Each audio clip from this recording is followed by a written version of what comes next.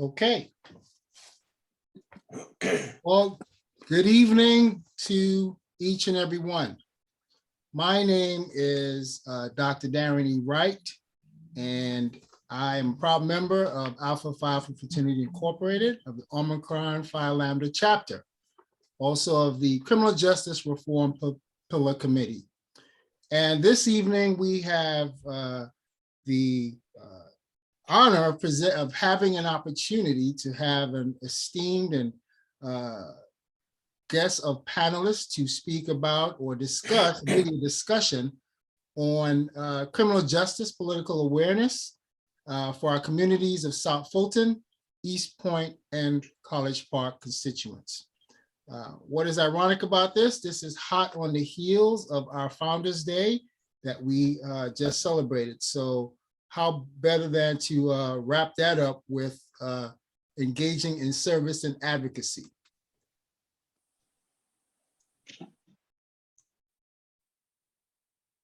So at this point in time, I'd like to turn it over to our Vice President, Brother Dr. Dan Sims, for his welcome, and then I will continue on with the purpose of the symposium.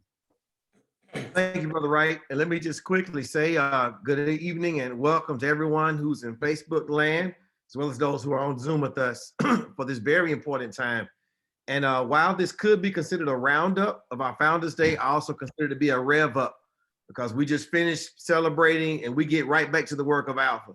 And one of the main things we want to do is promote advocacy, and that people advocate for themselves, that they are informed, that they know what's going on in their communities. And I'm just looking at this august group of individuals we have gathered here tonight. And I just want to thank you to each and every one of you for availing your time as we continue to inform and enrich the communities that you serve. We serve alongside you as our own level of public service, but it's your public service that's going to make a real difference in tonight. So I just look forward to some great information. And I know that people on the outside are going to be well informed by hearing directly from those who are responsible for keeping them safe and secure in the streets of Metro Atlanta and all surrounding communities. So thank you once again for being here. And let's look forward to a great forum. Thank you, Brother Dr. Sims. So as you can see, the mission of Alpha Phi Fraternity Incorporated is, as it says, to develop leaders, promotes brotherhood, and academic excellence while providing service and advocacy for our communities. Our Criminal Justice Reform Pillar Committee, the objectives here as the Criminal Justice Reform of Omicron Phi Lambda chapter in South Fulton works to strengthen families and communities through service and advocacy. So we are ensuring that our objectives are tied to our fraternities while the mission, as Brother Dr. Sims just shared. And obviously this is for decreasing violence while advancing the formerly incarcerated voter and employment rights. So the purpose of our symposium tonight, the four objectives that we are seeking here tonight.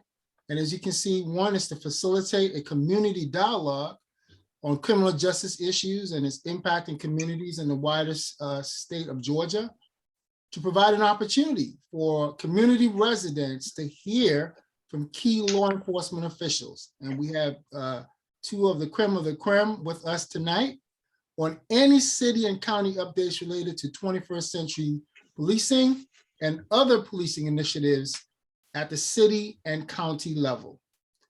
And also to receive updates from our council members on regards to insights on initiatives on criminal justice reform, advocacy, and political awareness from their perspective.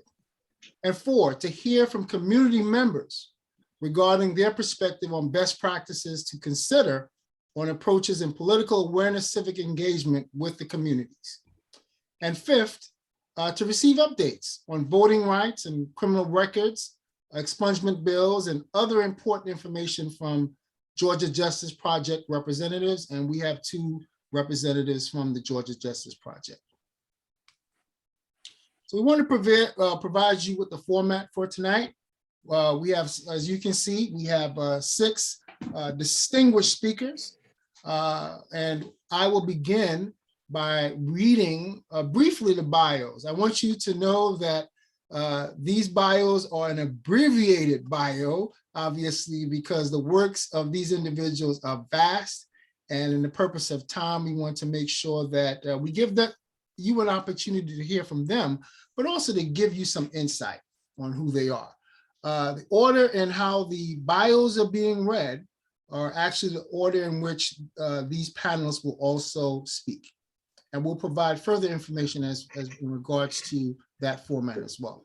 But let me begin by reading the bios. Chief Meadows. Chief Keith Meadows is the first chief of police for the city of South Fulton. He was appointed July 27, 2018. He is a successful command level executive with over 35 years of law enforcement experience. This highly accomplished visionary law enforcement executive is a strong supporter of 21st century policing principles and champions the guardian mindset as it relates to public safety. During his career, Chief Meadows served in many different capacities, most recently as the chief of police in the city of College Park. He implemented similar intelligence-driven strategies in this jurisdiction, and the city experienced an overall crime reduction of 38%. On August 2nd of 2015, Chief Meadows retired from the Atlanta Police Department after nearly 30 years of service. Chief Meadows has received numerous awards and has served on numerous boards. Most recently, he received an award. He was honored as the social justice champion at the Ebony Power 100 Awards in October of 2021. Chief Meadows is married to senior crime analyst Tanya Meadows, and they are proud parents of 4 sons, William, Marcus, Adrian, and Brandon.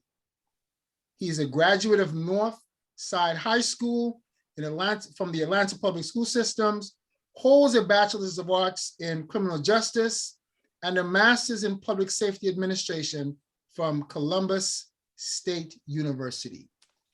Welcome, Chief Meadows. Thank you so much for having me. Our next panelist that I will introduce is Sheriff Patrick "Pat" Labat. Sheriff Patrick "Pat" Labat is the 28th Sheriff of Fulton County, Georgia. Upon taking office in January of 2021, Sheriff Labat changed the mission statement to one word: service, as he is fully committed to making Fulton County the elite place to live, work, and play. Sheriff Labat, who began his career in 1988 as a detention officer who worked his way up the ladder to chief after over 30 years of service, he has also served as president of the Georgia chapter of the National Organization of Black Law Enforcement Executives. In 2011, president of the Georgia Jail Association. In 2016, and received the Georgia Jail Administrator of the Year Award in 2015 and 2019. Sheriff Labat is a native Atlantan and lifelong resident of Fulton County. He is a proud graduate of Frederick Douglass High School and the Clark Atlanta University. And he earned his master's in public administration from Columbus State University. He and his wife, Jackie, share 4 adult children and 2 rescue dogs, and they reside in the Midwest Cascade in Southwest Atlanta. Welcome, Chief Sheriff Labat. Next on our panel, we have Attorney Elizabeth Rainwater, Equal Justice Works Fellow. Attorney Rainwater first connected with the Georgia Justice Project through a legal internship in the summer of 2018. After her first year of law school, and since October of 2020, she has served on the Georgia Justice legal team as an Equal Justice Works Fellow, focusing on probation. Attorney Rainwater grew up in Georgia and developed a passion for criminal justice work early in her law school career at Cumberland School of Law and Samford University. During her time in law school, Attorney Rainwater served on the board of her law school's public interest entity, was a member of the arbitration team, and worked at a civil rights and criminal defense firm in Birmingham, Alabama, and is grateful to be part of a team like Georgia Justice Project that seeks to holistically serve individuals impacted by the criminal justice system. Welcome, Attorney Elizabeth Rainwater. Thank you, Dr. Wright. Next, we have Ms. Ann Colloton, Policy and Outreach Coordinator for the Georgia Justice Project. Ms. Ann has been a part of the Georgia Justice Project Policy and Outreach Coordinator since 2019. In that role, she helps build grassroots, grasstops, and business community support for legislative change that removes barriers to opportunity for returning citizens, and also assist with the educational events that Georgia Justice Project hosts across the state to inform returning citizens about how to access expungement, early termination of probation, and their voting rights. Ann is passionate about this work because she sees it as a way to right a wrong, or sometimes a wrong of the past, committed in all of our names by our country's racially motivated criminal justice legal systems at times. Welcome, Ms. Ann. Thanks for having us. Next, we have Council Member Karen Renee. Ms. Karen Renee has served 7 years as City Council member and 3 years on the Finance and Budget Committee. Her financial knowledge concerning each department's operational costs and maintenance provided to be vital when planning the city budget. Councilmember Renee has served 7 years as a City Council member, and her knowledge, as we've said, have helped in regards to her planning.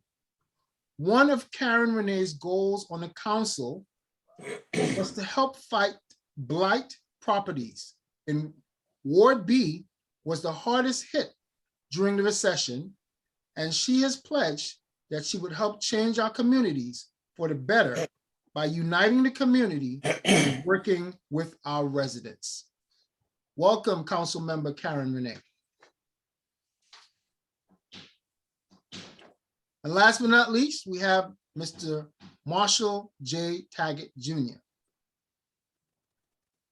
Mr. Marshall J. Taggett Jr. is a native Atlantan, and he currently serves as the newly appointed Associate Vice President of Governmental Affairs at Clark Atlanta University.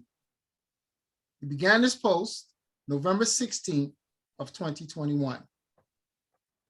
He's also the former Regional Airport Director at the Montgomery Regional Airport, where he served as the Executive Airport Director, and he has served in various executive leadership positions, such as at the Metro North Atlanta DeKalb Peachtree Airport, and also at Hartsfield-Jackson Airport as an Executive Airport Manager in training and procurement manager, concessions manager, responsible for marketing and business development.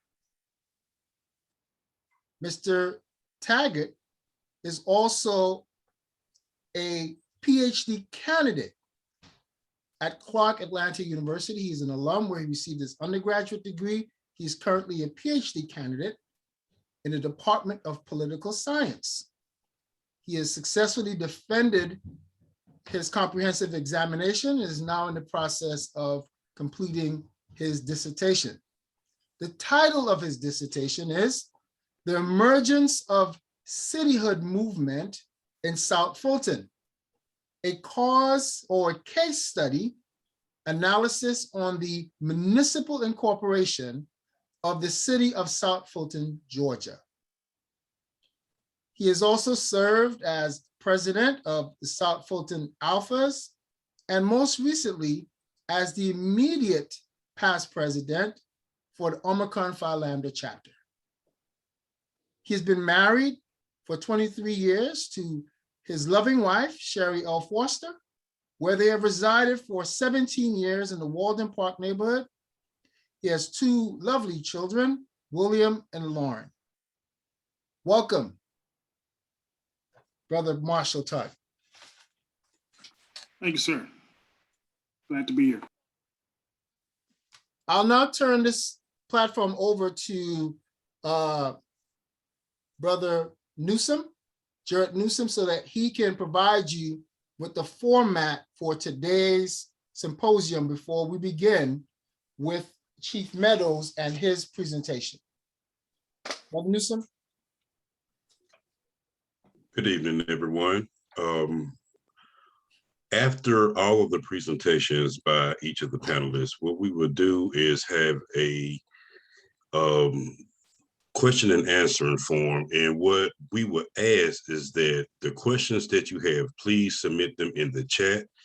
If they are general questions, just please put in the question. But if they're targeted for someone, please specify who you would like your question to be presented to.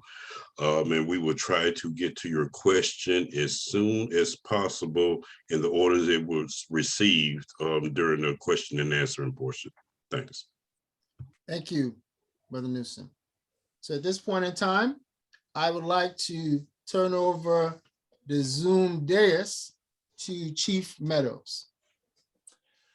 Good afternoon. How's everyone doing today? As Sheriff Labat knows, I have to start off with some housekeeping issues today.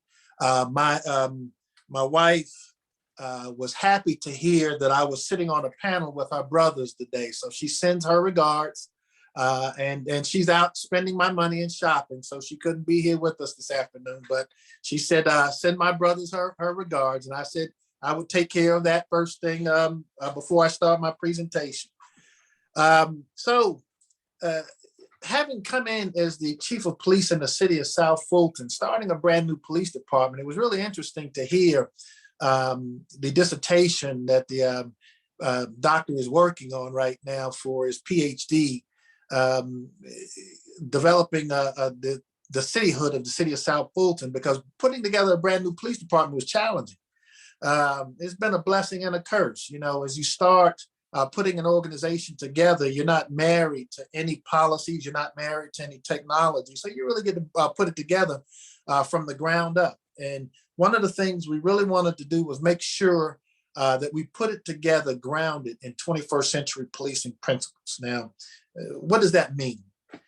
You know, you hear people throw that term around a lot, but when we sat down and we looked at it in terms of a command staff, one of the things we wanted to make sure of is that our policies were in line with best practices, and we wanted to make sure our strategies were in line with best practices and up to date. And we also wanted to make sure that we were educating our police department to the highest degree. And I want to talk about that, each one of those different issues for a minute. In terms of our strategies, the one thing that I did when I first came in was we abandoned this zero tolerance mentality as it relates to crime. And you might wonder, why would you do that? Well, I had one of my commanders tell me, Chief, if we want to keep our crime numbers down, we have to make sure we're writing 2,000-3,000 traffic tickets a month. And I asked, I said, if you can show me how writing 2,000 to 3,000 traffic tickets a month will keep our crime rate down, I'm all for it. But I know you can't do it. And let me tell you why. If our citizens see our police officers writing Mama Jones a ticket on her way to church on Sunday, that doesn't do anything in the way of building a sense of trust and legitimacy within our organization. And so one of the things that we found out is that we had to be very deliberate in our attempt to identify who those problem people are in our community. And it's really quite simple. Get them out of our community. We know, Sheriff Labat and many other people in law enforcement know that about 5% of the people create a bulk of the crime in every community. And it's important for us to identify who those individuals are and be very deliberate in our attempt to target those individuals, not through their race, not through anything else, but through their behavior. And that's one thing that we found a lot of success in doing. When we have individuals involved in certain types of behavior, we found more often than not that we'll be successful if we target them through that behavior. Now, what does that mean? If you think about some of the injustices that take place in law enforcement throughout the country, a lot of those injustices took place because of those zero tolerance mentalities as it relates to crime. When we sit down and we look at individuals that are in parking lots, if they're looking through cars, if they're checking door handles, if they're engaged in hand-to-hand transactions, most of us know what those things mean. And so it's important for us to identify what that behavior looks like and make sure that we're educating our police officers to be able to identify those types of behaviors. And so if we key in on those behaviors, our citizens look and see that we're arresting the right and appropriate people in our communities, and they always want to be part of that. Everybody wants to be part of something that's working and working at a really high level. And so our community engagement has been really off the charts. A lot of the arrests that we're seeing now, since our communities know that we're involved in targeting the right individuals, they'll send us the information. And a lot of times people are more than willing to tell us when we're wrong if we're not looking in the right places. And so we've made a deliberate attempt to reach out to our communities, build and leverage a network of relationships throughout the city of South Fulton. And to that end, those relationships have begun to bear fruit for us as we move forward as an organization. And it's actually serving as a foundation for all of our strategies as we move forward, because as the chief of police in the city of South Fulton, people always ask me what my definition for community policing is. And it's really quite simple. I have to take the police resources and put them around the values that our community holds most sacred. And if I'm listening as the police chief, then I know what those values look like. You'll find out more often than not, it's usually that they want us to reduce crime, they want us to improve their quality of life, or they want us to have an improved relationship with our youth, or it might be a combination of all of those things. Well, it's important for me to recognize that, put resources around those values, and make sure that we create two-way communication with our citizens as we begin to deploy those resources. And that's extremely important to make sure that our citizens know that they're being heard and that we're responding to those needs and to those requests.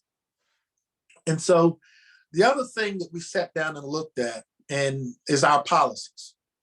When you look at what happened in Minneapolis, when you look at what happened in Ferguson, Missouri, I could say this. I've been in the room with other police chiefs, and I broached the subject of having the discussion about race relations in policing. And whenever I do that, the room gets really quiet, and nobody ever wants to have those conversations because they're uncomfortable conversations to have. Well, I'll tell you right now that the reason Ferguson, Missouri exists was because that police department did not mirror the community that they were serving. And I'll be perfectly honest with everybody on this Zoom call. We have a Ferguson, Missouri right here in the Atlanta metropolitan area. Just look at the command staffs for many of the police departments in the local area and see if they reflect the type of community that they're servicing.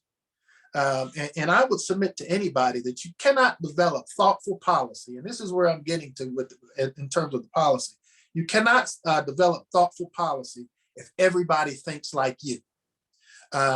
If I, for instance, create a body camera policy that mandates my police officers to record 24 hours a day, then I have to know that we're going to unfairly surveil poorer neighborhoods more often than we would other areas, because that videotape can ultimately be used to go back and develop strategies and enforcement. Now, when you think about whether or not that's a fair assessment and a fair use of technology, because it's one thing to implement technology, but it's something more important to have thoughtful policy behind the implementation of that technology, because technology can be misused. And so as we sit down as a command staff, it's not just Chief Meadows developing these policies. We talk about those things around the table because we have that diversity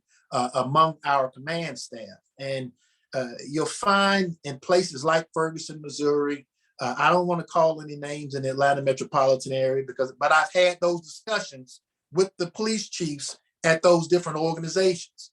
And I told one police chief, I said, listen, you have to look at diversifying your command staff. And his words to me, these were his exact words to me.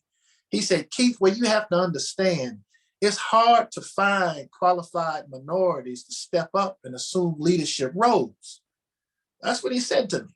And I said, well, that speaks more to your leadership ability than it does their capabilities, because you have to cultivate leadership throughout your organization. And so when I have those sort of conversations with other police chiefs, I don't bite my tongue, because when I look at these injustices that are taking place nationally, as a chief of police, I don't have the luxury of distancing myself from any of them. When people look at it, they don't care that, or they don't see that we're getting it right in South Fulton. They see a problem in policing. And so if I'm not willing to speak up to those police chiefs that don't have that sort of diversity, that doesn't have that sort of thoughtful policy, or when you're consistently seeing the same things come out of those organizations, then you know that that policy is not thoughtful, and that there's a culture that exists within those organizations that will ultimately manifest themselves in a very negative way in the communities that they serve. And so when we sit down and we look at our policies and we think about how they might impact our communities, that's the most important thing. And what a lot of police departments don't like doing is putting their policies out. We're getting ready to put every one of our policies, we have them on Power DMS, they're in a digital format, and they're eventually going to be rolled out online and visible for everybody to review. And that's in the spirit of transparency. Now, does that mean that you'll be able to see tactically how we're going to go into a house? No, that's not what I'm talking about. But what I am talking about is our use of force policies, those critical policies that seem to create more controversy in our communities. And so I solicit input. I have a citizens advisory panel that sit down and they talk to me about different things that they would like to see within our organization. And I made one critical mistake when I was putting this police department together, or when we were putting this police department together. I sat down and met with community leaders. I met with people throughout the city, but I didn't meet with our young people. I didn't meet with our young folks. And there are times that we tend to take that for granted. Our young people today have a lot to say. They were raised on information, and they've been taught to question that information. And as adults, you know, I'm the proud member of the last year of the baby boomers, right? You don't question me, right? You just do as I say. That's the kind of environment that most of us grew up in. Well, these kids don't care now. They don't care about what we have to say because they have their own ideas about the way life is. And if we want to make sure that we're developing policies, those policies have to be thoughtful and inclusive of our young people as well. And so that's one of the things that I'm actually going back and starting to do, is sit down and discuss many of our protocols and procedures with our young people. Because as I said, they were raised on information and they were taught to question it. They don't accept anything for face value. You could tell them something, but they're going to question it. And that's not necessarily a bad thing. And I tell a lot of these young people, listen, learn from our experiences, because nothing replaces experience, right? But then if they question that, we have to also understand that they're probably questioning the process in an attempt to try to make it better. And so that's one of the reasons that I'm going to go back and I'm going to sit down with many of our young people and try to bring them into the fold so that they'll have a say in how this police department is developed and ultimately run. And the very last thing, you know, I have been a big champion of intelligence-driven policing. And that means that I talked about it briefly earlier, where you have to identify that small group of people that's creating a bulk of the crime in your communities. And then you have to be really deliberate in your attempt to target those individuals. Well, in order for you to achieve that, you have to have a highly specialized police department. And we've been literally spending hundreds of thousands of dollars on training for our police officers. In fact, I just sent some police officers to Dept training, is controlling crime through environmental design. And I'll even go back to the dissertation that was mentioned earlier. As you're developing a city, one of the principles that I've been often championing with our elected body is Dept, controlling crime through environmental design. So as many of these developments are being brought up within the city of South Fulton, they're being developed with Dept principles in mind. And so I want to make sure that our police department is educated to a higher degree so that as developers are coming in, as people coming in wanting to invest into the city, that we're able to help develop those principles in a very meaningful way so that as these structures are going up, the very nature of those structures will help us to deter crime just by how they're built. And so we've been sending police officers to that. We've been sending police officers to crimes against women and children so that we can make sure that we're identifying discernible patterns of types of behavior and things of that nature and technology.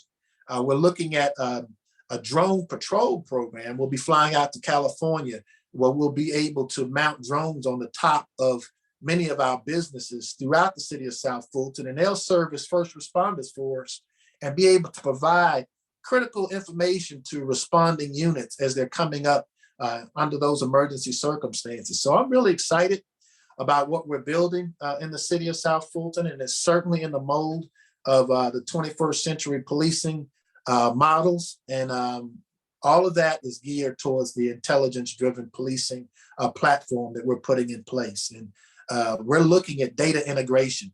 I sat on the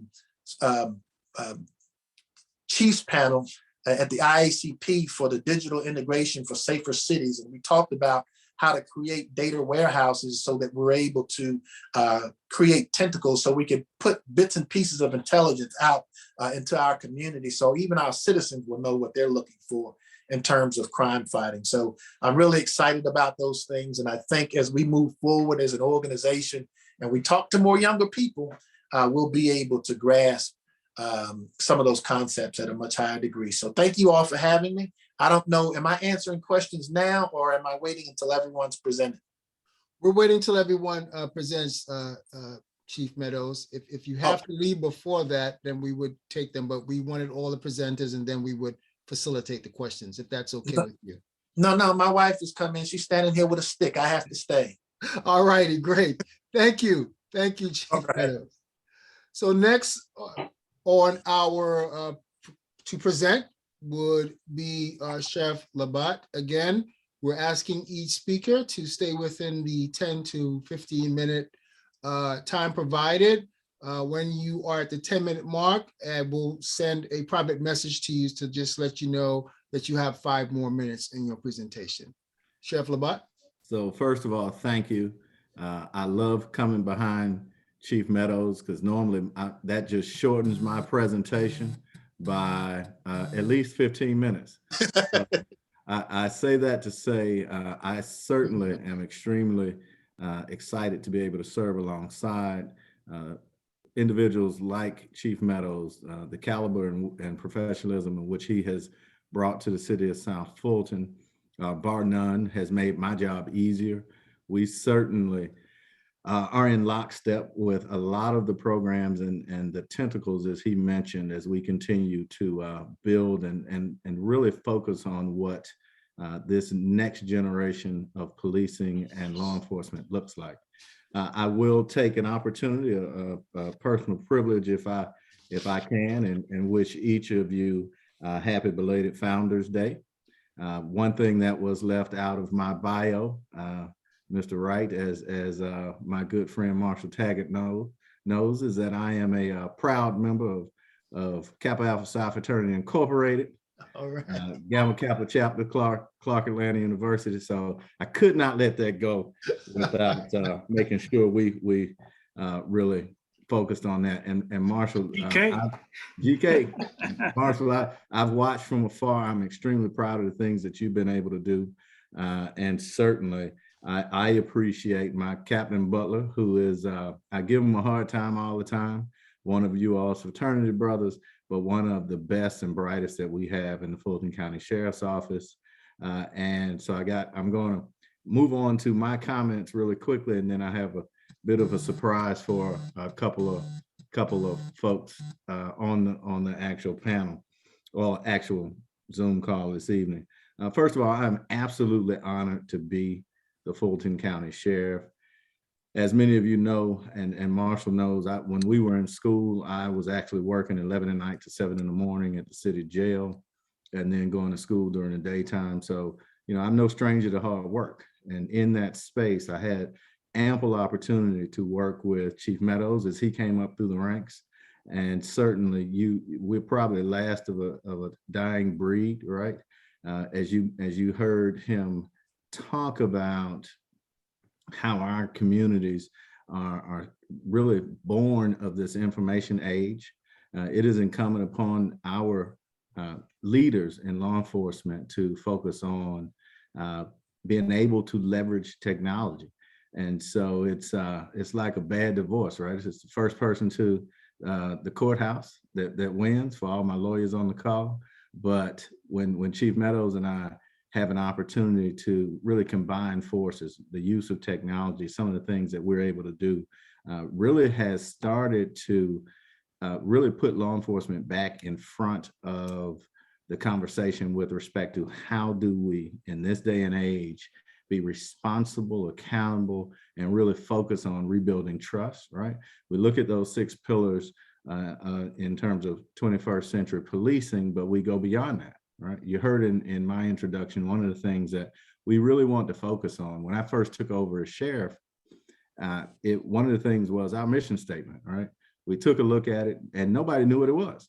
And it was hanging on the wall in everybody's office after office. No one could tell us what the mission statement was. Well, the one thing we did is we reduced it to one word: service. Internal, external. And we had a problem as I took over, and we knew this going in because you do your research. We didn't even know how to talk to each other. And so if we can't talk to each other in a fashion that promotes quality customer service, imagine what we're doing to the least of these. And so we wanted to be very thoughtful about how we proceeded to build trust, right? You heard Chief Meadows talk about Power DMS.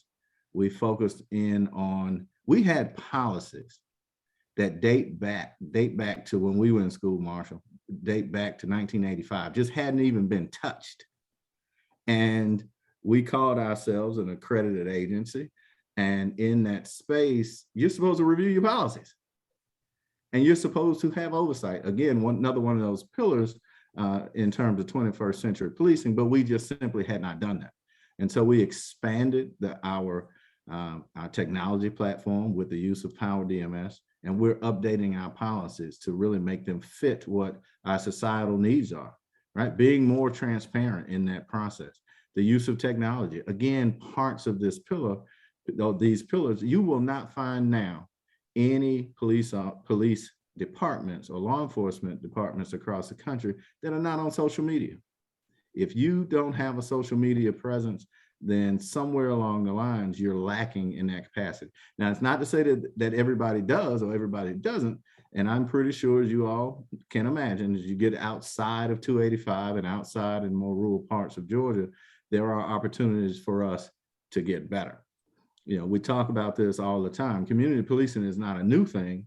It's just how we have to go about really representing ourselves. What does that look like in this space? And then focusing certainly on crime reduction.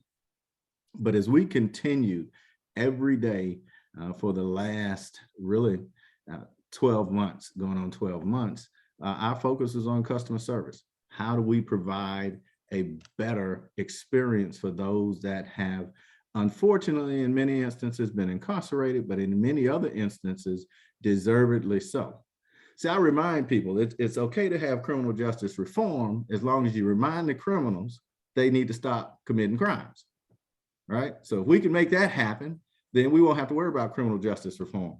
But as long as people are out there raping, robbing, killing our loved ones, we have a responsibility in law enforcement to really focus on how we make a better transition into what that looks like with respect to not just tracking down individuals that mean us no good, but how even we treat them when they get to jail.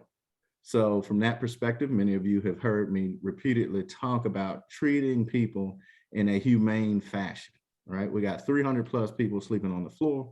We partnered with Cobb County to begin to get those individuals off the floor, many of whom, let me be clear, are still in a pretrial status. So they're not convicted. But at the same time, what you learn over 30 years in building a new facility and then now moving back into an older facility is that, quite simply, you cannot treat people like animals and expect them to respond differently.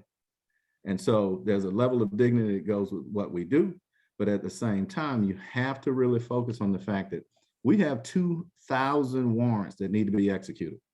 Now, many people look and say, well, that's certainly a lot of warrants, but one, we're the largest county in the state of 159. But the other thing you have to keep in mind, for me, that means there are potentially 2,000 victims out there that we have a responsibility to bring those that have harmed them to at least to a judge so that they can confer justice from that perspective.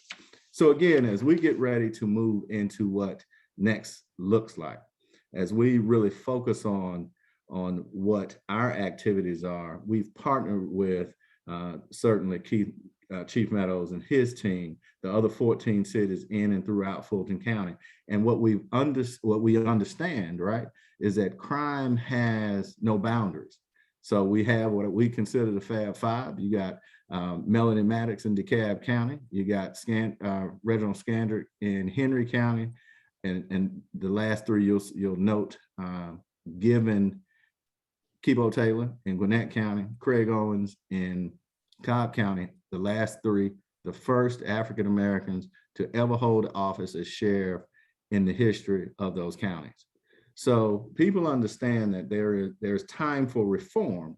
There's time for us to be in a space that we can really lead from the front and understand what that looks like. And so with that, I will begin to wrap up, but I want to do one thing, take another point of personal privilege. If you all's frat brother, Damian Butler, can get back on the screen, I believe in giving people their roses while they're living. So after 1 or 2 pay periods and clearing up some books, Captain Damian Butler will be promoted on January 19th to Major Damian Butler. So I will, you can't you can't give me a microphone, Major, and expect me not to take advantage of it. So it is certainly an honor and well-deserved in your case. I look forward to continuing to serve, and I look for big things from him. And certainly, Chief Meadows, we're coming your way soon. We got a lot of things that we want to get accomplished. I certainly appreciate the opportunity. I'm going to hang around as long as I can. I have 2 other commitments. I may carry you all on my phone if that's okay, in case there's some questions that come up. But Colonel Pritchett, recently promoted, is on with respect to the sheriff's office, and you all have one of the best in the business, as I started out saying about your frat brother, Damian Butler, who I ride all the time, let me be clear, but certainly well-deserved. And I certainly appreciate you all and the time that we have together. So I'll hang around for a few minutes. And Mr. Wright, I'll be on mute, but I'll be here. So I appreciate you all.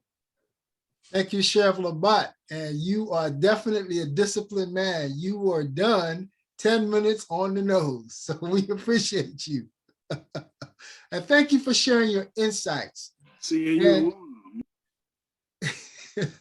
So that takes us to our other speaker. Now that we've heard from law enforcement officials for their service and what they're doing and their initiatives in terms of 21st century policing and what that would look like. There's some questions in the chat, which we will get to.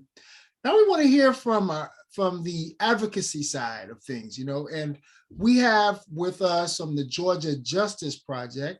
We want to get some updates on voting rights and tell us a little bit about the criminal records, expungement bills, and other important information that it's definitely important to our family members and friends and so forth, and just the wider community. So with that being said, I would like to turn this over to Attorney Rainwater, Elizabeth Rainwater, for her 10-minute presentation. Thank you, Dr. Wright. Dr. Wright, can you be my test? If my screen's showing up okay, you see in the presentation? Affirmative, it is. Perfect. Thank you so much. Well, good evening, folks. My name is Elizabeth Rainwater, and like Dr. Wright said, I am an Equal Justice Works Fellow and staff attorney with the Georgia Justice Project. And I'm also here with my colleague, Ann Colloton, who is our Policy and Outreach Coordinator, who is going to finish up this presentation for us. But we're grateful to be here, and we'll dive right in. Okay, so I promise this agenda will keep us within the 10-minute mark. I know sometimes an agenda shows up and it's like, oh no, what are we doing? But just a brief overview. I'm going to tell you who the Georgia Justice Project is. I'm going to talk briefly about record expungement, which is a huge part of the work we do. I'm going to share mostly about Georgia's new felony probation law that I'm personally focusing on in the majority of my work. And it allows for early termination of felony probation sentences in Georgia. And then Ann is going to wrap us up with voting and talking about GJP's future policy goals. So Georgia Justice Project is a nonprofit law firm. We're located in Old Fourth Ward. And the work we do can really be divided into three kind of categories. So we do criminal defense work in Metro Atlanta, and we like to call it holistic criminal defense, because something unique about the Georgia Justice Project is that we actually not only provide criminal defense on the legal side, but we actually are able to have the resources to provide our criminal defense clients with a social worker who is able to partner with the attorneys and help the individual not just resolve the legal issues of their case, but any other issues that they might have, any needs they have. So this ranges from employment, housing, any kind of mental health classes that need to be done. They either are able to provide or connect our clients with those resources. Additionally, I won't go through all of these bullet points, but obviously we do probation. I'm going to talk a little bit about that. And we do a lot of work at the Metro Reentry Facility, which is a men's reentry prison in DeKalb. It's really amazing what's going on there. But we're able to work with individuals. And what GJP does is we actually help individuals resolve any potential legal barriers that might be waiting for them when they exit the prison system. So whether those are warrants they have or detainers, any driver's license issues, FTAs, things like that. So part of our reentry lawyering, which is that second category, also involves helping individuals get their record cleaned up. The language that Georgia uses is restriction and sealing, but that can just be lumped together as expungement. We also have a Equal Justice Works fellow, not myself, but another one who focuses on occupational licensing barriers for clients. So many individuals who have a criminal record presented with barriers to access occupational licenses because of their record. So we have an attorney who focuses on that. And then again, I don't want to go through all the bullet points, but this is just a brief summary. And then lastly, Ann's going to talk mostly about this, but we have a large part of our work is about policy reform. So criminal justice reform obviously is a core value of the Georgia Justice Project. Two big reforms we recently had involved are record expungement and probation. So I am on the criminal defense team, so I will mostly be focusing on sharing about this new probation law, but I'd be remiss if I didn't start us off with our criminal record expungement laws, because that is a huge part of what Georgia Justice Project does, is helping individuals get away from the barriers that come oftentimes with having a criminal record. So this is probably the briefest slide I've ever done on discussing criminal record expungement, but this is kind of a very big summary of what individuals can get off their criminal record. So one bill that got passed this past January was SB 288, and it expanded expungement for misdemeanor convictions and actually created a pathway for many, most actually pardoned felony convictions to be able to be expunged. So this is just a brief summary of what an individual could potentially get off their record. But because this is a summary, I put a link on here. Individuals who have needs that they might have on with their criminal record. So whether that's figuring out if they're even eligible for something to be expunged, or maybe they've been trying and they need legal assistance, the Georgia Justice Project would be happy to assist, look into that and see if we're able to assist them. So this is a link at the bottom for our First Fridays, which is essentially the process that we will send individuals through to figure out how and if we're able to assist them. So let me jump into probation. So a huge portion of the work I do is on helping individuals with probation issues, specifically when it comes to termination of their probation. So what's wrong with probation in Georgia? I won't go through every little bullet here, but essentially Georgia has more individuals on probation than any other state in the nation. So we not only have higher numbers, but we also give out longer sentences. So a lot of states actually cap their probation at 5 years, whereas 40% of Georgia's probation sentences actually exceed 10 years. I've personally worked with individuals who have been on probation for, or have had probation sentences ranging from 20 to 30 years. And last, but certainly not least, a lot of the research I did was on the racial disparities that are perpetuated by our probation system. So this is probably not going to come as a surprise, but Black people are at a minimum, and that's at a minimum per county, twice as likely to be on probation than white people. And in Fulton County, that number actually is eight times as likely. So what does SB 105 do? That's our new probation law that was actually passed into law in this past legislative session in May. So it allows all individuals who are serving a felony probation sentence, if they were sentenced out of Georgia, to become eligible for early termination. Something that's really unique about this bill is that individuals who meet the criteria I'm about to briefly go over and are eligible for early termination don't have to reach out to an attorney to start the process. So the Department of Community Supervision, DCS, who oversees felony probation, actually starts the process. So when an individual meets the criteria I'll briefly go over, DCS is actually notified through an electronic system that this individual is able to be off of felony probation, and they can start that process. Additionally, something we're very excited about with this bill is there are no disqualifying offenses. It doesn't matter what I am on felony probation for. I can become eligible for early termination so long as I meet the following criteria. So like I said, everyone serving a felony probation sentence out of Georgia can become eligible for early termination after serving 3 years of their felony probation sentence, so long as they meet these 3 criteria. And I really tried to condense this so that if you're wanting to share about this with individuals, really the big thing, 3 is the magic number here. So 3 years of your felony probation sentence and you meet these 3 criteria. You've had no new arrests since the arrest of the case that you were serving on probation for. So if I am serving on probation, I've been on felony probation for 3 years, I haven't had any new arrests, that means I automatically meet that first criteria. Now, this doesn't include non-serious traffic offenses. A parking ticket or a failure to maintain lane is not going to disqualify me from this. Additionally, I can't have had my probation revoked within the past 24 months. Revoked meaning as a result of revoking my probation, I had to go to jail or prison. So appearing before court for a status hearing or things like that, it's not going to disqualify someone. And then lastly, if I had any restitution at all associated with my probation sentence, I had to have paid that. I don't have to have paid fines and fees associated, just the restitution.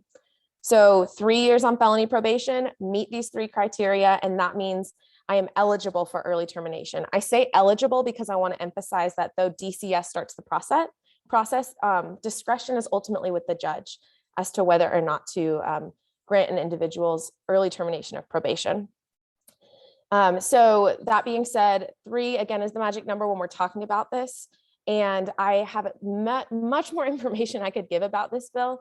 And I've actually done that in several YouTube videos on Georgia Justice Project's website. So if you look at this link at the bottom, this will give you access to our website as well as our probation resources. We have one-pagers, flyers, and videos of me talking a much lengthier and more specific degree about this new bill.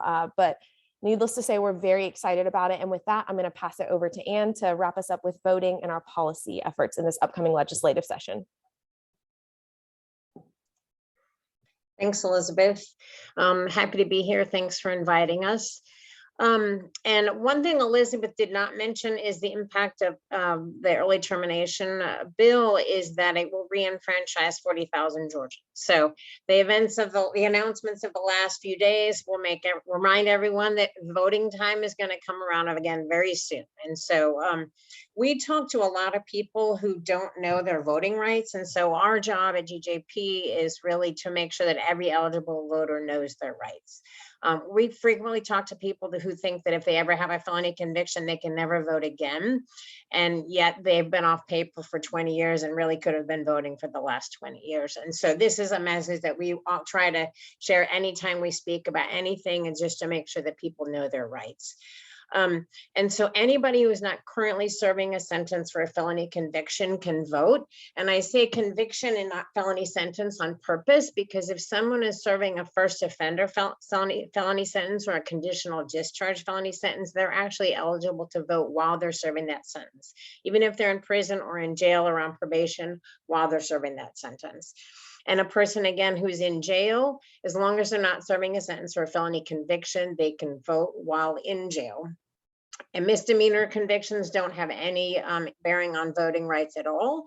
And then as soon as someone's felony probation or parole sentence is complete, they can just re-register and vote. There's no special process they have to go through to do that other than to re-register. You don't need a record expunged or pardoned or anything like that. We do find that people frequently get turned away when they go to register at first because they've been flagged in the Secretary of State system as having a felony conviction. And so, but they haven't been unflagged yet. And so the Department of Community Supervision has been very helpful in providing people what's called a certificate of sentence completion, which someone can get from their probation officer or any DCS office and bring to the voter registration office to prove that they're off paper. Unfortunately, that it shouldn't have to be that they do that, but we do find it helpful in many circumstances that people do that. And so the next thing I want to talk about is our policy goals. Elizabeth mentioned the 2 wins that we've had the last 2 legislative sessions with passing an expungement bill and early termination of probation. And so we are hoping again that we'll have another victory this year. GJP, our 2 missions are to reduce the number of people under correctional control in Georgia and to remove barriers to reentry. And so we really focus on the 95% of people who are in the criminal justice system who will come home. How do we make sure that they're able to succeed and contribute to their communities and not end up back in the system again? And so our focus for 2022 is getting Georgians back to work, right? We all hear about the labor shortage.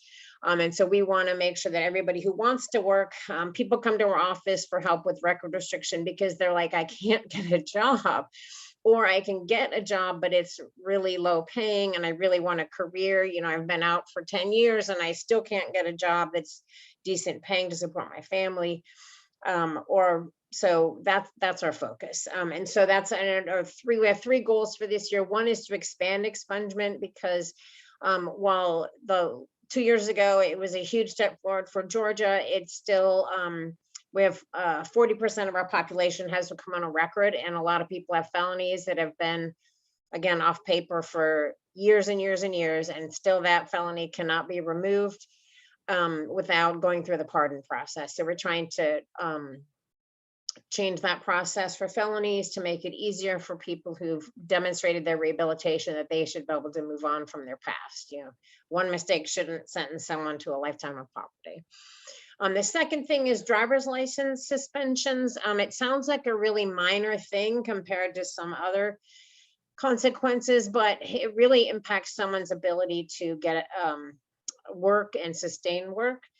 And it's often that first interaction that someone gets in the criminal justice system that gets them in a cycle that they can't get out of. So people, more than 100,000 people get their license suspended, not because of dangerous driving, but because they didn't show up in traffic court. They got a minor ticket for something like a tinted window. They didn't show up in traffic court either because they forgot, right? All of us forget things, or they couldn't get off work because, you know, they're working an hourly job that doesn't have paid time off, so they can't go to traffic court, or they're afraid to show up to traffic court because they can't afford to pay the ticket, especially if they take time off work. And so they don't want to get put on probation and have more fines on top of that. So just don't go and hope that it'll be okay. But if you don't show up to traffic court, you automatically get your license suspended. And then, you know, if you keep driving because you have to get to work, then you might get arrested on suspended license. And of course, it's no surprise to anyone here that with racial profiling, Black people are more likely to get stopped for that than anyone. And so then it just escalates. People get wrapped up in a cycle where they get more fines and more fees and more potentially jail time for that. And then it just gets worse from there. And the other thing we're working on is barriers to occupational licensing. 1 in 7 workers needs a license. And even if your record is expunged, a licensing board can look at anything in your past, no matter how long ago, when they're looking at licensing. And so we'd like to narrow that so that if somebody has a conviction that doesn't have any relevancy to the job or was a long time ago, that isn't a barrier to them. So we would love to talk to anyone who works in a field where they see these problems and would invite you to engage with us in terms of our policy work. And this is just our contact information. We put a lot of this in the chat. If you'd like to learn more about probation or expungement or our policy work, we invite you to get in touch. And then lastly, in case there are lawyers on the call who would be interested in volunteering in our clinic, we do that. We do CLE trainings. And would love to have people volunteer in our clinic to help people remove records so that they can access opportunity. Thanks again. Thank you, Ms. Ann. And we appreciate you as well. This exciting information. Took note of those 3 areas, and it's going to be interesting. You talked about expanding expungement, dealing with the issues and concerns around driver's license. And we know here in the state, in Atlanta, Georgia, you know, driving and getting around is most important. And the barriers to occupational licensing, which is so true. As a social worker, we have a few students who have made mistakes in their past, and they're in our program, and a part of being a social worker is being licensed, and that can impact their ability to be licensed. So we are excited to hear about that. With that being said, that moves us into a transition for Council Member Karen Renee. And if Council Member can just share, you know, some of her insights as it relates to the work that she has done or is doing as a council member, and just talk to us a little bit about some of the things that you're doing around. I know you mentioned something about the budgets and you being a part of that. I'm wondering, how does that relate to what was discussed in the areas also of political awareness and civic engagement for Ward B and the surrounding communities that you serve? So Councilmember Renee.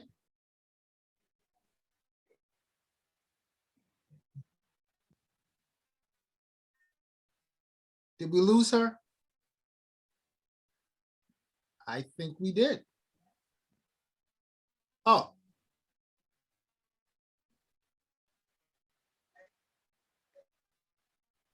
Councilwoman Karen? We can't hear you. I'm here. Okay. I'm actually here. So I'm City Councilor Renee, and I just want to say thank you. Actually learning a lot. I'm here. Okay. Oh, wow. Can you hear me now? We can I hear feel like you. commercial. You are breaking up, but Let's see. we can This hear thing you. is my Wi-Fi. So I can see and I can hear everyone. Let's see. So You can hear me. we can hear you. You're breaking up. Oh, I truly apologize for that. I'm going to do the best I can, and I'll try to be extreme. One of the things that we've done for on the city. I'm truly sorry about that. Let's see. One of the things that we've done on city council is that we the first thing we did was we legislated to ban the box. And what ban the box means that is if you have a criminal record, you don't put those in any of our applications. What we want to do is we want to find the most qualified. And what we realized is that a lot of people were being disqualified before they even completed the application for the city of East Point. And what we did was remove that, whether or not you had a misdemeanor or felony. What we wanted to do is we wanted to see that we got the most qualified and the most skilled employee and give them opportunities. We understand that a lot of Black and brown people are penalized heavily in the criminal justice system. And so to also pick up that same who were more qualified and were ready to go to work, even if they had a criminal background. And a lot of times, people are unaware of the expungement process. So they may have stuff lingering out there on their records for years and are off probation and are still being penalized with employment for employment purposes. I also want to do this. I just got reelected. And one of the things that we realized, and as I was listening to the Sheriff Labat and Chief Meadows, I realized some of the things that we want to bring, and we just, by the way, selected our new police chief, Buchanan, last night. So kudos for him. And thank you for all the great work that you guys are doing. I am a big proponent of public safety in our communities. And I serve in a district that has some of the poorest residents and also have some of the most affluent residents. And it is an eye-opening when you go from one corner of the cultures to the different. But one thing I realize is this, is that we have a lot of mental health illness in our communities. And our police department are being overtaxed, overburdened with some of the issues that we face. When we dial 911 and our house is on fire, they send a fire truck. When we dial 911 and we are sick, they send an ambulance to our home. And if we have problems of being robbed, they send, we dial 911, they send them there. But what happens is, if we have a family members or someone in the community who is facing a mental, should be employing a lot of our social workers to help with these mental health conditions in our communities. My dad used to say a lot to us, and I'm from Selma, Alabama, very rural, very country, very Southern. And he used to say, in our communities, it is noted, but it's not documented. And we need to be able to help a large population of mental health issues. And we need to encourage people to seek out therapy. Just like we encourage our people and our family members to go to the doctor when we're not feeling well or to get our regular checkups, we also need to encourage family members to go to therapy. I have good friends of mine. They brag about, hey, when I was talking to my therapist and they had challenges in their life. We all have some challenges, and they say Black people live with post-traumatic stress syndrome every day of our lives. And we're really encouraged when we get a police behind us with the blue lights goes on. So I just encourage that and I support that. I really want to see us move in a different arena and you know, thinking outside the boundaries that we have been created for so long. When I remember the young man who was in DeKalb County, and this is not about shade or anything, but I remember the young man, and he was a military guy who had served in the military, but he was having some mental health challenges. And he was naked, no guns, no weapon on him, and the police end up shooting and killing him. Clearly, he was having a mental health crisis, right? And I think the officer who came upon him at the time was not able to deal with that particular situation. So that's why I encourage people. That's why I encourage people to help us with changing the narrative and working with our police department and helping our cities employ social workers to help with a lot of mental health issues. When we have, at East Point, we have Wellstar right in our yard, right? And that service South Fulton, East Point, College Park, and all of them. They're taking on a lot of mental health issues. And so now we're mental health patients. So now we're seeing in the city, when they release those mental health people, they are literally going out to, coming back into our city. Some of them are dealing with homeless issues and financial issues and health issues as well. So what do we do with those people? Put them in jail is not the answer. It's like a revolving door. And it costs a lot of money to really just jail mental, instead of helping them, help them with wraparound services to increase survival and being productive citizens. And so our two big challenges as we start to make sure all of our residents are safe and to make sure that the people that are needing our help are there to serve. And I think the chief of police, when I talk to police regularly, a lot of their calls, I remember talking to a police officer one day and I said, how many of your calls were mental health calls today? He said, I answered 10 and 8 of them were mental health. And so something has to be done. We need to take a look at that. And I know you're saying that we're just a city, right? But we need to be working with our county agencies, our hospitals, to help us make sure that we're doing the right thing for our residents and the community surrounding us. And I'll yield with that. If you have any questions, I'll be more than happy to answer questions. Thank you, Councilmember Renee. You raised some excellent points. I think it probably dovetail into what Chief Meadows mentioned as well as Chef Labat. And a lot of these, it's ironic. We had a last week, Brother Dr. Sims, we had a conference, a meeting, and we talked about healthy alphas, and mental health came up in there a lot, right? That, we have to have this holistic approach when we deal with our community. So thank you for sharing. I'm sure when we get to the brief Q&A, there'll probably be some questions there that people may have for you as well. But last but not least, we have our last speaker for this evening, and we have Mr. Marshall J. Taggart, and we will ask Brother Taggart to come on and share from his perspective.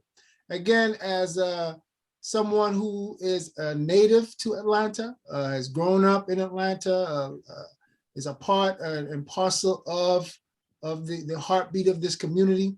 If you can share from your perspective as a community member, South Fulton, East Point, we want to hear in regards to some of your perspectives as it relates to best practices that we should be considering in approaches to, again, political awareness, engagement, as well as some of the criminal justice reform things that were addressed earlier.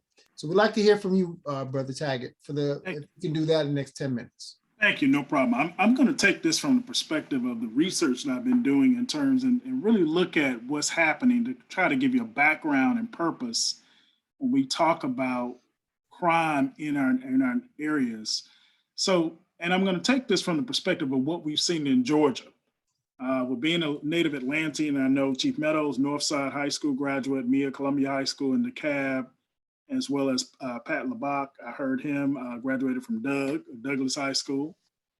So I want to talk about this from the perspective of what's happening in terms of these trends and how we've seen an influx of a lot of kind of the reverse majority of people coming to Atlanta And from that perspective, when the population has shifted in the southern part of Crescent of the area below I-20, how that's being impacted in terms of the areas in which we serve from a Omicron Phi Lambda perspective.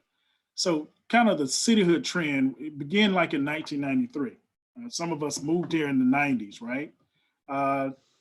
But Georgia also established a statute establishing kind of minimum conditions necessary for a community to remain and become a municipality, because prior to that, everything here was unincorporated.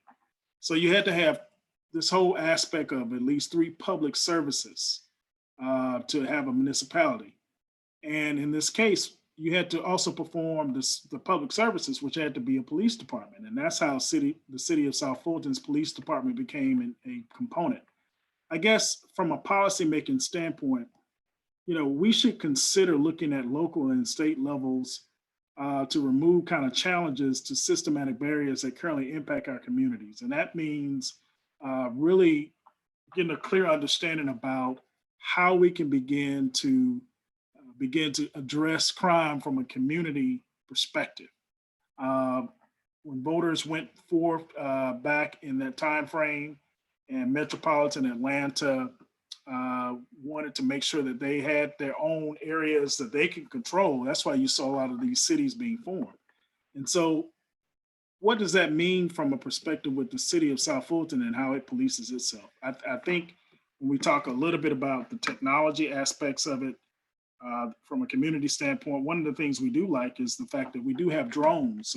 We had a recent issue, I know, on Fulton Industrial, and Chief, by all means, chime in this case. I noticed that you police those areas by looking at drones to deal with this whole issue of drag racing up and down Fulton Industrial. Absolutely. Okay, so that's one aspect. The other piece is recent legislation that kind of research in this case of looking at this gun storage program that's going on right now. I think legislation is in place to move in the direction to have both South Fulton and some of the areas in Atlanta to move forward from this perspective with legislation. So these areas of when you talk about local and state level of impact policy, this in turn helps with controlling crime in these areas. And I think from a community standpoint, it's a matter of embracing this technology and supporting our local police to be able to do so. The other piece of this is what are some of the ideas that we foresee as ways to engage the youth and community members to build their political awareness and civic engagement? And one of the things that we in turn from an Alpha Phi Alpha perspective is really to develop strategic partnerships at the local level. And Chief, you know, from our perspective, we want to make sure that Omicron Phi Lambda, as the immediate past president, and I know with our president, Robert Cunningham, who is probably on the call or listening to the call, we want to make sure that we have partnerships in terms of with all these entities within the areas in which we serve. We have a lot of members who are members from a city council perspective. We had an incumbent mayor who's a member of our chapter, Mayor Bill Edwards. And so our thought process is, how can we begin to deal with some of these community policing components and engaging our fraternity to serve as that aspect as well. We also want to talk about any of the past and present efforts that we've done, adopting roads, dealing with trash. Believe it or not, trash does play a way in terms of dealing from a community standpoint of making sure that we can keep our areas clean. Legislation done by Councilwoman Carmelita Gomes of District 2 was very instrumental in helping that for the entire city of South Fulton. And so these strategic partnerships is some of the things that we want to continue to move in this direction as we move forward. So this emergence of cityhood, when I talked about this, the other piece of this component is the political ramifications associated with what happens when you become a city and what impact does that have on crime. I think what we've seen is, and just from the statistics, particularly with the city of South Fulton, the actual crime rate in all the categories, and definitely quote me if I'm correct or incorrect, Chief, is that it's went down. And so this whole aspect of looking at cityhood in terms of local control more political participation, representation in these cases. It seems as if just from and not doing empirical research and using a survey instrument to really make this happen and say and improve this, but from a perception standpoint, it seems like this incorporation has done a very good job, and your police force has done a good job in terms of making sure that that crime and these particular factors have went down for the citizens of South Fulton. I don't have any additional information, but I think I didn't want to add a lot of the information because I wanted us to basically ask additional questions. But I think when we say with South Fulton and what we are seeing in terms of the research and the statistics that are provided, we're in a trajectory of bringing crime down to a manageable level, particularly from a community policing standpoint. That's all I have. Thank you, Brother Taggart, for that, your input, your perspective, and we appreciate your insight from that perspective, particularly sharing from your dissertation and the work that you're doing there. So kudos to you. To our panelists, I want to thank you, each and every one of you, for sharing your expertise and your insight.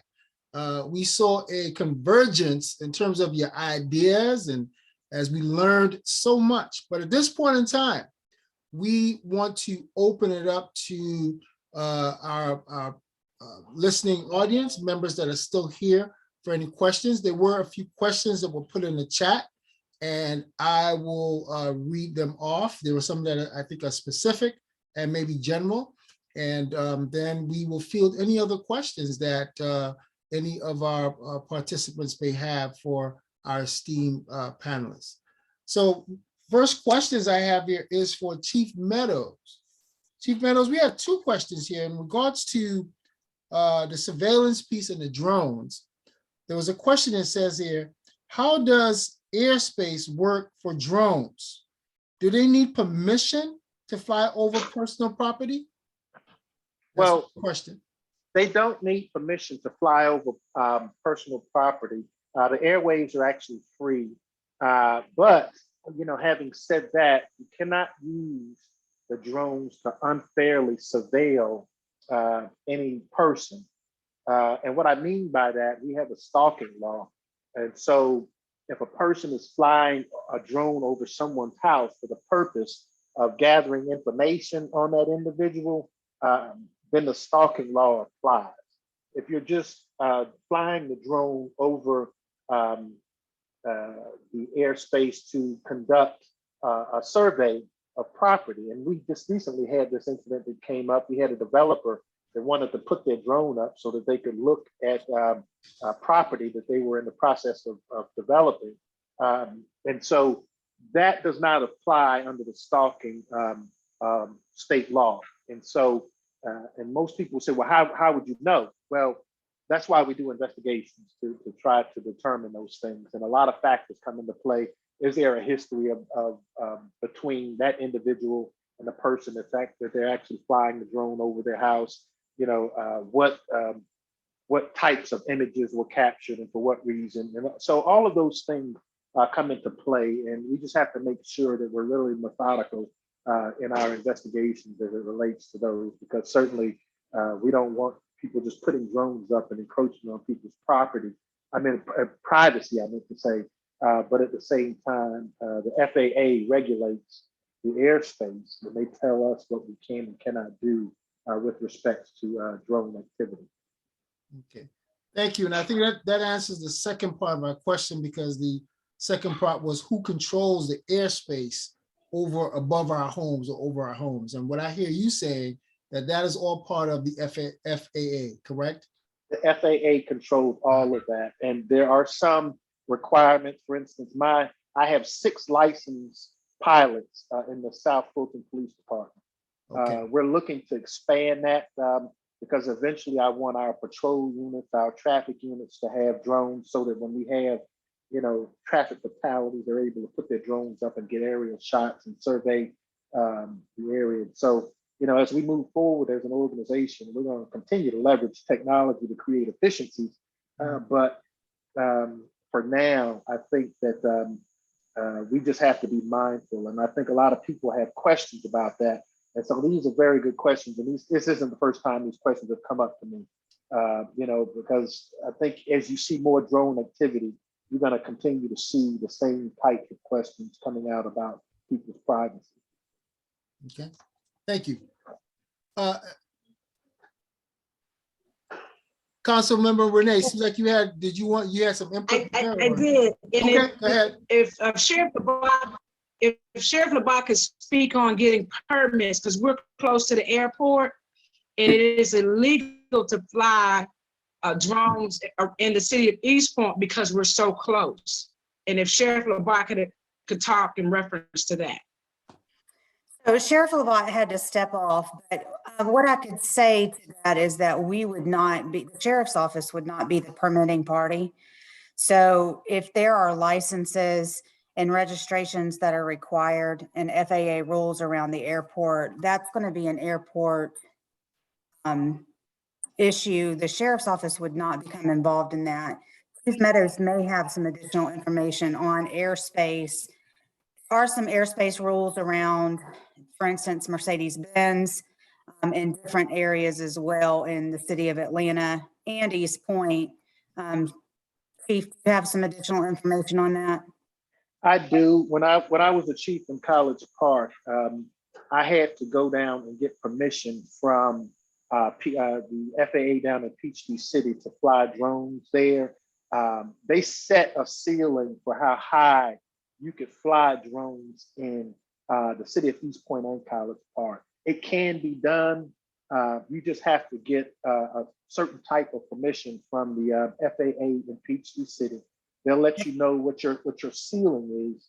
And so you don't want to go above 200 to 400 feet anyway with your drones, because it kind of defeats what you're actually trying to capture. And so I think East Point is well within that range. You just have to make sure that you get the proper accreditation, credentials to be able to fly. It's typically 1,000 feet from the airspace on where you are. And you're correct. You go as an airport director. We require that you would in turn go directly to the tower, determine on the day of when you're going to fly. You go through the actual necessary precautions, and they look at that aspect and in turn give you a time frame when you can fly. So nothing penetrates the airspace when something is flying in and around that particular area. Okay. And so that's pretty much how it's done on a daily basis. Also, if I can chime in real quick, as one of the commanders over our drone unit, you would definitely, number one, make sure that you have the appropriate licenses to fly, to include a COA, a certificate of authority from the FAA. And in emergency purpose, for emergency purposes, you can contact the FAA directly to get permission to fly. And just as everyone said, you would receive a cap on how high that drone can fly, but it can definitely be done, especially in the area of College Park. Okay. All right. Thanks for sharing. Anyone have any further questions on that or comments? Yep. Brother Wright, yeah, I want to add into that. I want to ask also, so in a hot, can drones be used to quickly get to the scene of a crime and to follow criminals? Can you chase a car with a drone? What's the limitations there? So one of the things that I'm working on now is a drone patrol program. It would require us to sign an MOU with some businesses. Let's say it might be a Publix, where I would install a drone on the top of their business. And if something happened, I would be able to immediately deploy one within a mile radius of that Publix on Cascade. And it can serve as our first responder. And I mentioned earlier that it would get critical information to our first responding police officers that are coming into an emergency situation.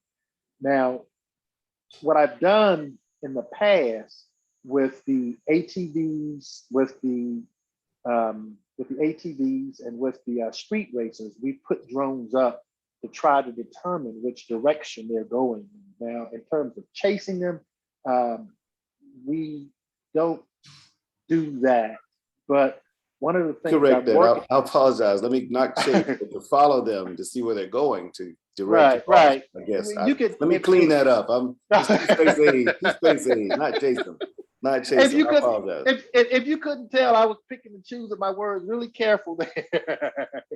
So, but one of the things I'm working with a vendor right now to try to help develop a drone program that would allow us to install drones in our blue lights, so that if a car took off on one of our police officers, he's able to push one button and it sends the drone straight up in the air. And then the analytics would eliminate every vehicle on the street with the exception of that one particular vehicle. And all of the other police officers that are stationary, they'll be able to deploy theirs as well, so that you can kind of put some GPS coordinates in place so that you can kind of keep track of the individual. Now, that's not chasing, but it's a form of tracking, I guess, is what we're trying to put in place. And so the vendor is designing, we've been kicking some designs back and forth to try to help facilitate that, because our goal here is to eliminate chasing altogether if we can. And so, because right now, the way our chase policy is written, you could chase under circumstances of forcible felony, right? If someone has been shot or there's some dire circumstances that warrant it, then we do chase under those circumstances, but just for a stolen vehicle, no. You know, And I should have got a patent on that, brother. When you brother said when there was a rule that you couldn't chase anymore because it was a hazard to the public, I thought, every car on top of it had like a little drone that could take off and fly and follow the car. I should have got a patent for that, brother. I should have got a patent for that. To be perfectly honest with you, a 9-year-old gave me the idea for it. It was a 9-year-old child that gave me the idea for it, and I took that idea to a vendor because to be honest with you, I was in a school. I couldn't even tell you the kid's name now, but he thought the same thing that you thought, that those sort of drones existed. And then I was like, that's interesting. And then I started thinking about the analytic piece of it, and because I've seen some analytics where the cameras would be able to eliminate everything but your target vehicle. And so once you identify it, then you could send that same target to every other patrol car in our fleet. Right. And so that's something that we're working on designing right now. And I'm trying to make sure that the city of South Fulton benefits from the patent on it so that we can develop our technology. I can't necessarily create an enterprise fund for it, but I can certainly use the monies from that to build out our technological advances as we move forward as an organization. So, to that end, I'm excited about it, but we'll just have to see, how the program plays out. That's exciting. So I want to shift gears a little bit, but staying with that, in regards to, I think Council Member Renee mentioned or talked about the reality that a lot of the issues that we see in our communities, we recognize that more and more that these are behavioral health or mental health issues. We know that the system is broken in terms of we have a lot of undifferentiated and undiagnosed individuals, and there's a whole lot going on in our communities. In regards to how do you see the use of social workers or other behavioral health professionals being integrated into law enforcement, both for you, Chief Meadows, and with Sheriff Labat's outfit? Is that something that's been considered? And what would that look like, or even if that's a possibility? Well, a lot of that idea has come around the notion of defunding the police. We'll take police resources and put it towards social workers that we can actually deploy out into our communities to help deal with a lot of these mental health issues. And I just want to be clear. I don't think anyone's thinking along the lines that even if you deploy those social workers, that many of them are not going to go into that situation alone. They're going to take a police officer with them, which is actually increasing the response capacity. I mean, you're not saying we're going to take these dollars away from you and give it to them, but you're still going to have to answer these calls. And so you're essentially talking about adding to the response as opposed to defunding one part of the law enforcement. Because if you send someone in there and they're assaulted, then you're still reacting to a crime and you're reacting to a situation that potentially could have been reduced had you had that enforcement presence there, along with those social resources, people that are skilled in those areas. And so it's going to always take a dual response. And now social resources typically is the responsibility of the county.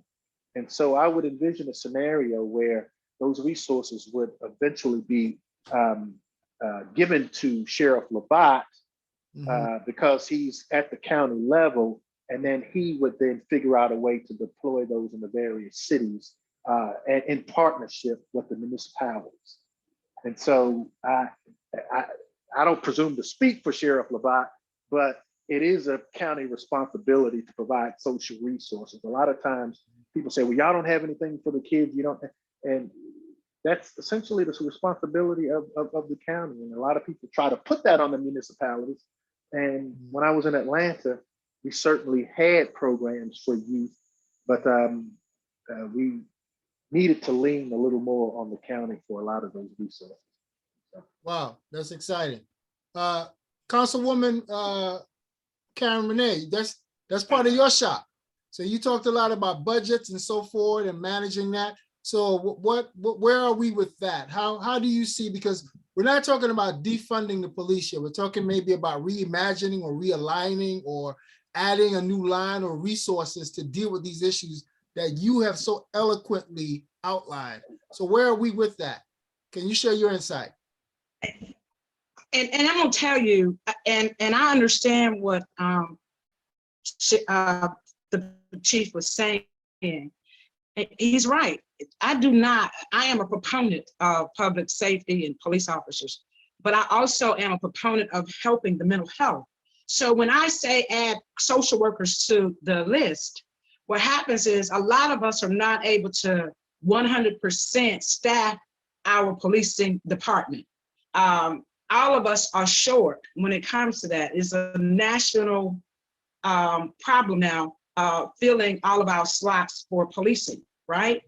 And so we have to add more tools to our toolbox to help in our communities.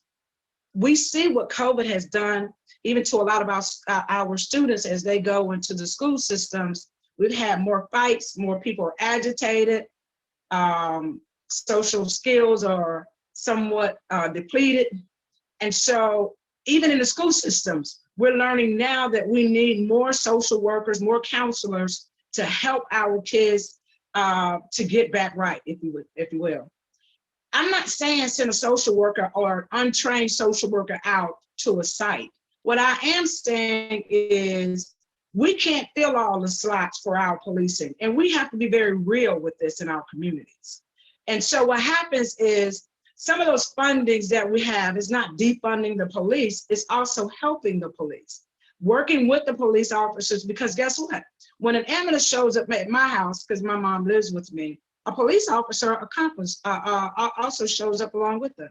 When the fire department shows up with the ETMS, a police officer also shows up with them as well. I'm saying we need trained social workers to help us with this situation. And cities like John Creek has already implemented this process. Social workers are working right along with the police officers to help go out to de-escalate situations and to make sure when they're dealing with mental health people, or even in domestic violence situations, they're able to help de-escalate those situations and bring it to a successful end. Everybody does not need to be locked up. We have to find a better way and a sustainable way to make sure that the people in our communities are properly taken care of. And we all know people who are having some mental health breakdowns. And we really, truly need to look at how we're going to deal with that instead of pulling guns on them or putting our police officers in harm's ways who are not capable to deal with that. You know, a police officer, you can become a police officer right after you graduate from high school. Well, I don't know if that's the best site or the best thing to do, having a young, immature person carry a gun with all that power in his hand. And so what I would like to do is to see more people who are educated and trained on our police department. And it may be a ways off, but I can tell you this, under our administration at East Point, these are some of the things that we are looking at and trying our best to implement, because we realize that we do have problems in our communities. And we are encouraging other people to also take a look at it. It doesn't have to, it could be a long-term plan, but I think we must do something different than what we have, instead of just housing them without treatment and wraparound services. I yield. Thank you. I totally agree with you. As a licensed social worker, I do understand what you're saying. And again, we're not talking about defunding. I think it's reimagining, realigning. I've heard a lot about that tonight from both Chief Meadows and Chef Labat in terms of their focus. I want to switch gears again, and I think this line brings us in, if we can, before we close, to hear from Attorney Rainwater and Ann, as it relates to those three areas. You talked about a need, or there's this need in regards to the expungement, the driver's license, and barriers to occupational license, which is real, right? Because we recognize those concerns. How can community members advocate or be a part of this process to bring the advocacy or shine the light on this concern? And how can, as Alpha Phi Alpha Fraternity Incorporated, Omicron Phi Lambda as our chapter, what role can we play in regards to the advocacy? We'd like to hear from you in regards to that. Ann is our superstar when it comes to policy and outreach, so I'm going to let you take this one, Ann. Okay. Well, I mean, we a couple of years ago, we had a whole campaign that organizations could endorse for the expungement reform. And I don't know if we're going to do something that formal again this year to have organizations endorse it, but it really was very helpful to have your chapter, along with, there were 75 other organizations that endorsed the campaign. And that really helped us at the legislature to say, this is a broad campaign with a lot of different across the political spectrum too, including businesses and corporations that supported it.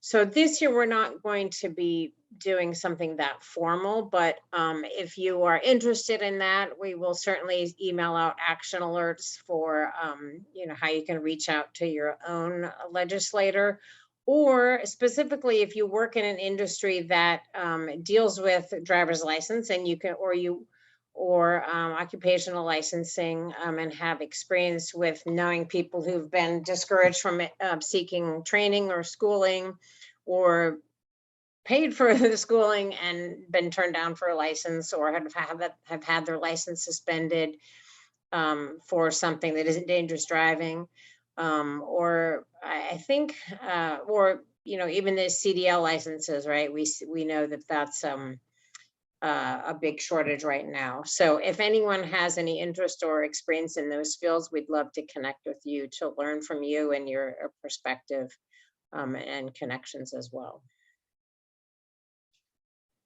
Thank you. Attorney Rainwater, anything else you wanted to add?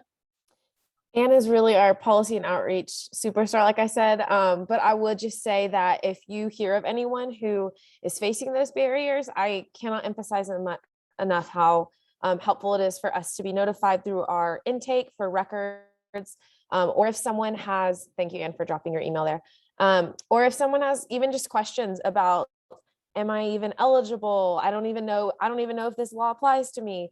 Please reach out to us. That's what our intake specialists are for. And individuals can also reach out to me as well. I'll drop my email in the chat to be shared if they have any questions specific to probation. So I just can't emphasize enough. Please send them our way if there's questions about any of this. Okay. Thank you for sharing. We appreciate you as well. Well, before we begin our wrap up, I just want to, I guess, open the floor. Is there any other questions for our panelists? We are getting close to that hour. We want to be judicious of everyone's time, and we want to thank you for taking your time out of your busy schedule to join us tonight. And we hope that this symposium, this virtual symposium, our first, was informative and helpful to you as community members, and that we can take this information and start to disseminate it into our community. But I'll yield the floor if there's any other questions or comments before we begin to wrap up.